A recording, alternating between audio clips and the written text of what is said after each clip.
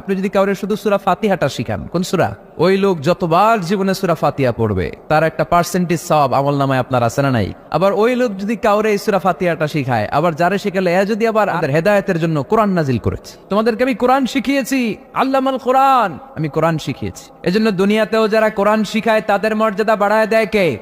বিশ্বনবী বললেন, খায়রুকুম মান তাআল্লামাল কোরআন ওয়া আল্লামা, তোমাদের মধ্য থেকে ওই ব্যক্তি আল্লাহর কাছে সবচাইতে বেশি সেরা যে নিজে কোরআন শিখে অন্যরে শিখায়া দেয়।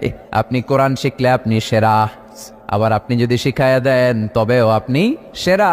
এজন্য কোরআন শিখানোর চেয়ে শ্রেষ্ঠ কাজ হয় না। আপনি যদি কাউরে শুধু সূরা ফাতিহাটা শিখান, কোন সূরা, ওই লোক যতবার জীবনে সূরা ফাতিহা পড়বে তার একটা পার্সেন্টেজ সওয়াব আমলনামায় আপনার আছে না নাই? আবার ওই লোক যদি কাউরে এই সূরা ফাতিহাটা শিখায়, আবার যারে শিখালে এ যদি আবার আরেকজনরে শিখায়, এভাবে যতজনকে শিখাবে প্রত্যেকের সওয়াব থেকে একটা পার্সেন্টেজ সওয়াব আপনার আমলনামায় দিয়ে দিবে কে?